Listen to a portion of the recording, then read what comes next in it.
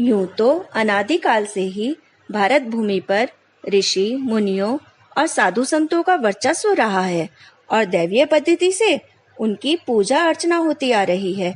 पर जिस प्रकार से प्रत्येक कार्य का कोई न कोई महत्वपूर्ण दिन निर्धारित हुआ है हमारी भारतीय संस्कृति में, उसी प्रकार गुरु पूजन की परंपरा को भी एक महत्वपूर्ण स्थान दिया गया है, जिसे व्यास पूर्णिमा, गुरु पूनम या आषाढ़ी पूनम के नाम से भी जाना जाता है। बदलते हुए समय और परिस्थितियों के अनुसार इस आध्यात्मिकता को जीवन में उतारने की अद्भुत कला भी भारतवर्ष के ऋषि मुनियों ने ही संसार को सिखाई है। स्वयं कष्ट सहकर भी जो समाज को उन्नति के मार्ग पर चलाते हैं, ऐसे ब्रह्मज्ञानी महापुरुषों के प्रति कृतज्ञता प्रकट करने का ही पर्व होता है गुरु पूर्णिमा। महाभारत काल में हुए महर्षि वेदव्यास के नाम से शायद ही कोई अनजान हो। ये वही मुनिश्रेष्ठ हैं जिन्होंने चारों वेदों का विभाग किया, 18 पुराणों की रचना की और श्रीमद् भागवत की रचना की। उन्हें गुरु शिष्य परंपरा का प्रथम गुरु माना जाता है।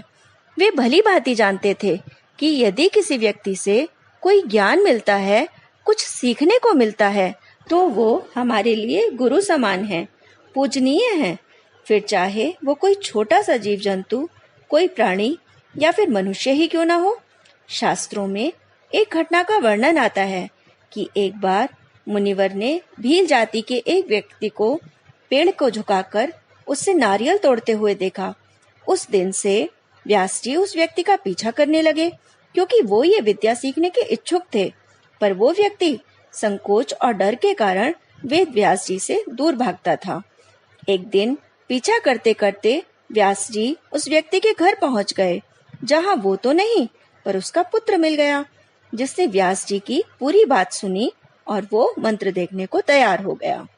अगले दिन व्यास जी पधारे और पूरी नीति नियम के साथ उन्होंने वो मंत्र लिया। पिता ने ये सब देखा तो उससे रहा नहीं गया और उसने पुत्र से इसका कारण जानना चाहा।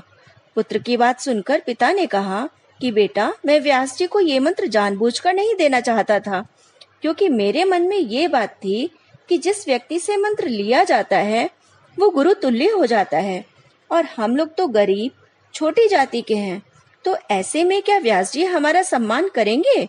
फिर पिता ने कहा कि बेटा, यदि मंत्र देने वाले को पूज्य ना समझा जाए तो वो मंत्र फलित नहीं होता। इसलिए तुम जाओ और व्यास जी की परीक्षा लो कि वो तुम्हें गुरु समान आदर देंगे या नहीं।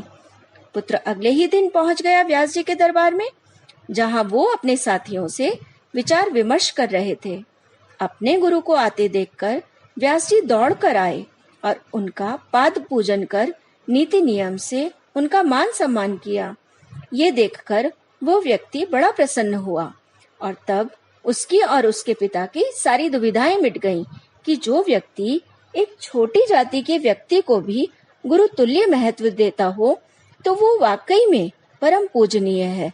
और तभी से ये गुरु शिष्य परंपरा में व्यास जी को सबसे अग्रणी गुरु माना जाने लगा और वर्ष में एक दिन ब्रह्मज्ञानी सद्गुरु को समर्पित किया गया, जो व्यास पूर्णिमा या गुरु पूर्णिमा के नाम से प्रचलित है।